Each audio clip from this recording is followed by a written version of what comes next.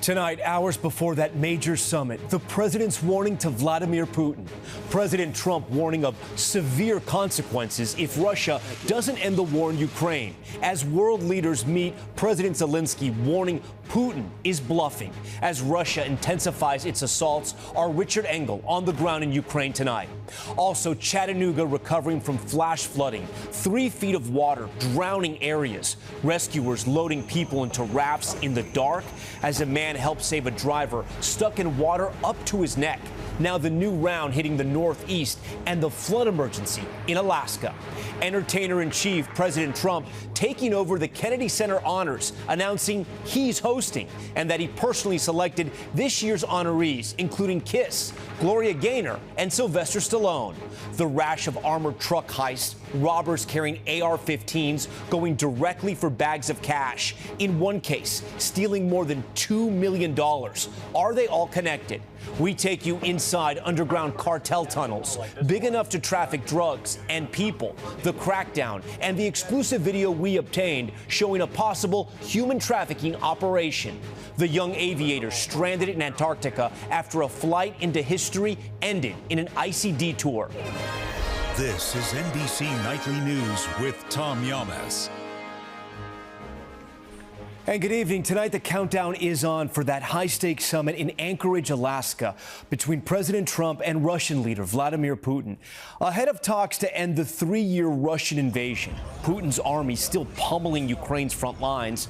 President Trump joining a call today with European leaders and Ukrainian President Zelensky, who urged Trump not to be deceived by Putin or his demands. The president warning if Russia doesn't end the war, they would face very severe consequences, though he didn't specify what they would be.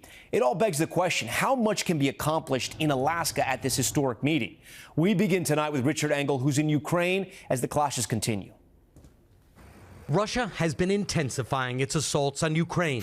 Ukrainians say it's an obvious and callous attempt by Russia to strengthen its hand before Friday's key summit between Presidents Trump and Putin in Alaska. Today, President Trump listened to Ukraine's President Volodymyr Zelensky and European allies, who told him what they hope will come out of the Alaska meeting and what they hope to avoid. On the call, Zelensky, along with the leaders of France, the UK, NATO, Italy, Poland, Finland, and others, said they advised President Trump not to make any sweeping peace deal with Putin that changes Ukraine's borders without Ukraine in the room.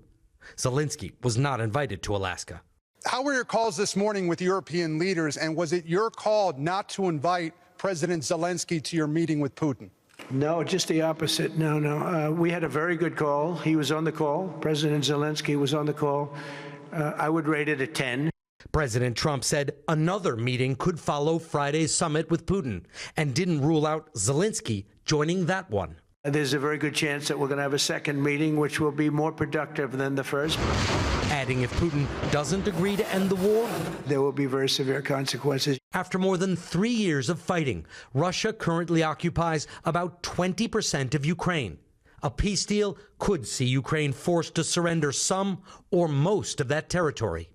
German Chancellor Friedrich Merz said Ukraine is willing to make territorial concessions. He didn't say where or how much. We want the negotiations to proceed in the right order. A ceasefire must come first, he said. President Zelensky remains deeply skeptical. He said he told President Trump today that Putin is bluffing, playing for time, and that he still wants to occupy all of Ukraine, even if he agrees to meet in the name of peace. Richard joins us tonight from Ukraine. You've been covering this war for 3.5 years now, Richard. What's the feeling there tonight?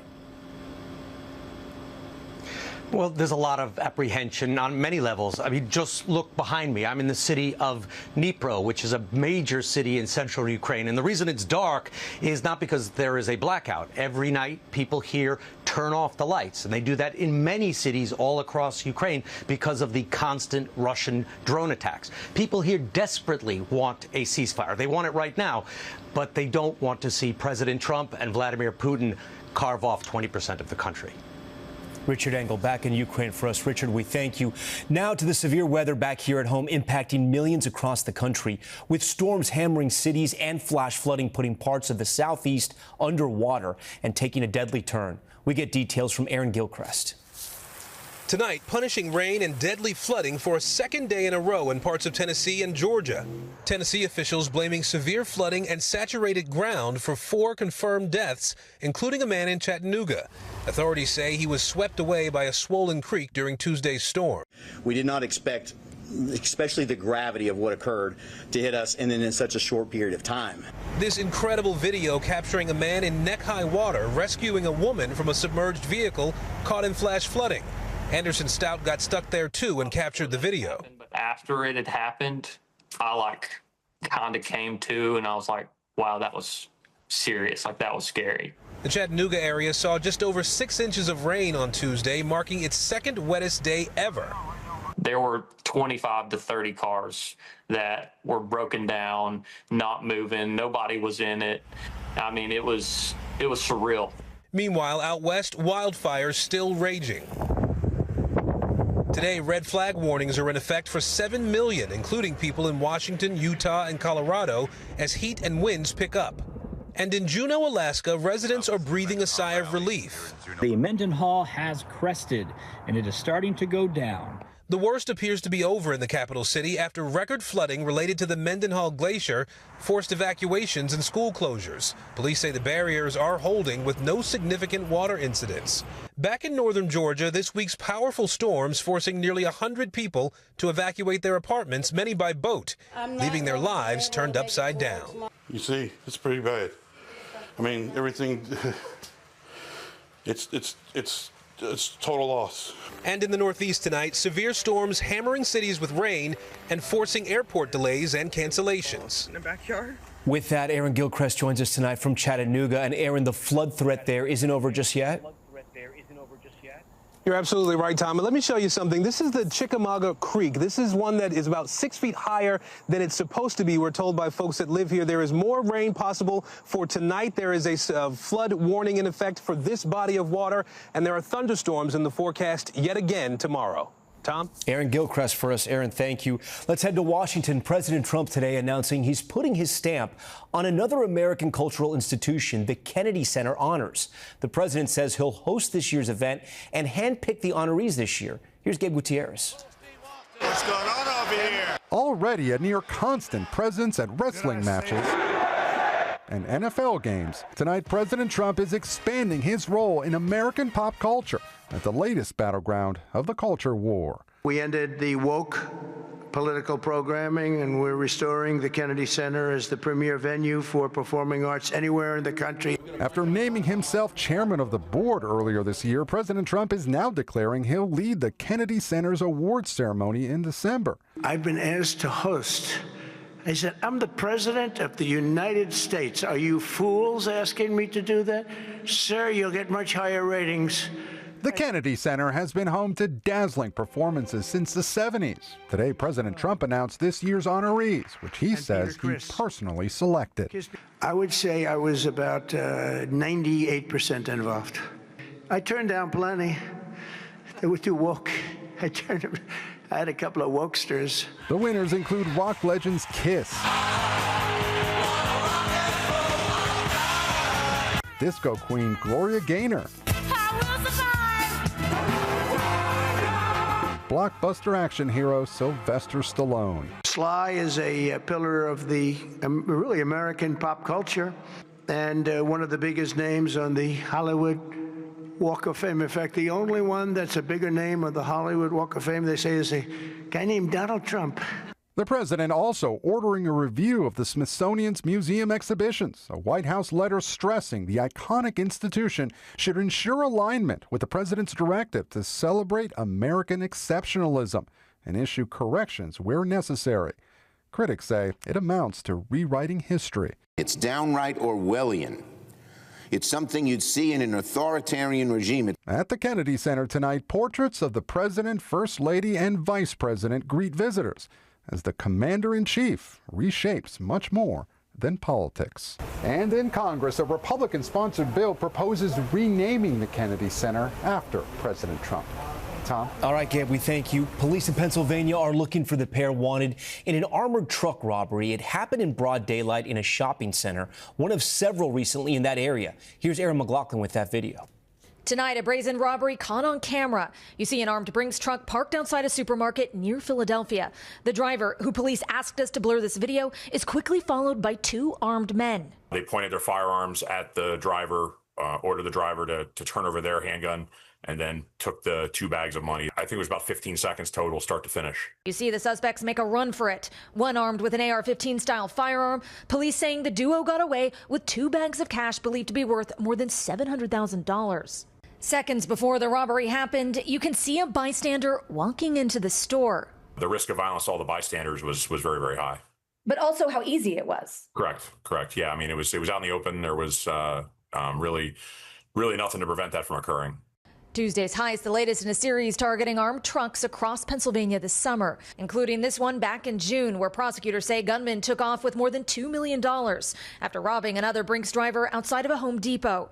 Tonight, they've announced 3 suspects arrested in that heist, one of them a former Brinks employee. Brinks directed all questions to law enforcement. Police say they're investigating whether any of these robberies are connected. It's really early in investigation, so it's tough to say, but we're going to look at every angle possible to solve this crime. Aaron McLaughlin, NBC News.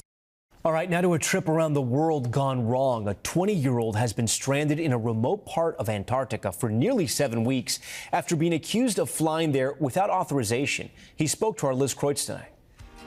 It started as a do-good mission. I'm attempting to become the first person ever to fly all 7 continents solo. 20-year-old pilot and influencer Ethan Guo promoting his trip around the world while raising money for childhood cancer research. Along the way, I faced extreme weather, mechanical challenges, vast oceans, and isolation. But what he didn't predict, legal troubles and getting stranded for weeks in the remote Chilean Antarctic after local authorities say he provided false flight plan data and flew to the continent in his single-engine Cessna illegally. I've maintained from the very beginning that I'm innocent. In an interview with NBC News from the military base where he's been for more than a month, Guo said he had planned to fly here in southern Argentina and then to Antarctica, but diverted to this airport because of mechanical issues and weather, and that he got permission to land. What do you say to people who are looking at the map and it looks like you sort of bypassed Argentina and went straight to Antarctica? The options available in South America were not great options, because it's pitch black and I don't have instruments. That means I cannot land at these airports safely because they're in the middle of these mountains. This week, a judge dropped charges against Guo in exchange for him donating $30,000 to childhood cancer research and leaving as soon as weather conditions allow. It's quite frankly insane, as in they say I'm free. They say the plane is free, but they won't let me leave. They won't let me fly it out. And so, for now, he remains. Liz Kreutz, NBC News. All right, back here in the States to our rare access inside the dark, narrow tunnels under the southern border that cartels use to smuggle drugs into the U.S. Here's Morgan Chesky.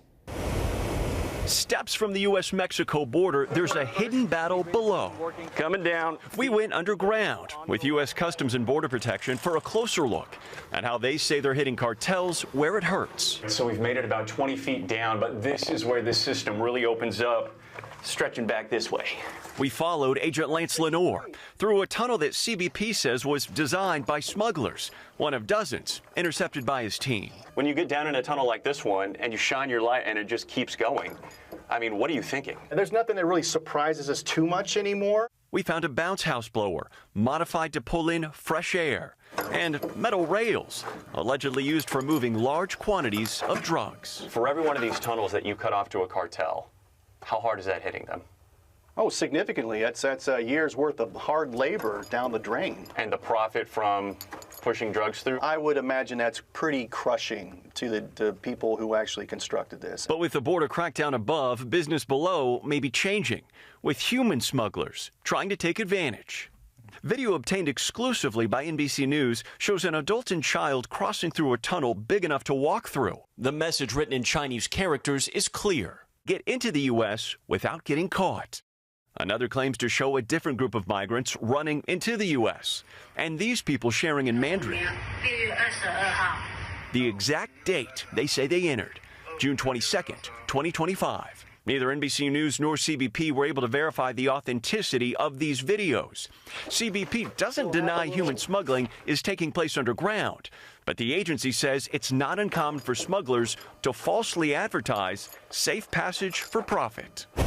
Back above ground, agents take us to an area between the border wall known as No Man's Land, where the tunnel team made their latest discovery. 8-inch borehole in there, hit it dead center. First try? First try. A nearly 3,000 long foot tunnel running 50 feet beneath where we stood. If the cartel had their way, this tunnel would have popped up. Yep. Where? Pick any warehouse in this area right here. An illicit empire worth billions, fueling a never-ending fight underground. Morgan Chesky, NBC News. All right, and we're back in a moment with this truck barreling into a family's home. Look at this. Incredibly, no one was hurt. Nightly News, back in a moment. Welcome back. Take a look at this new video out of North Texas. A pickup truck crashes right into the living room of a home. The family of 5 inside at the time, feeling very lucky to be alive. They say the truck missed their bedrooms by a couple of feet. The driver, who had outstanding warrants, was arrested at the scene and charged with driving while intoxicated. That's Nightly News for this Wednesday. I'm Tom Yamas. Thanks so much for watching. Tonight and always, we're here for you. Good night. We thank you for watching, and remember, stay updated on breaking news and top stories on the NBC News app or watch live on our YouTube channel.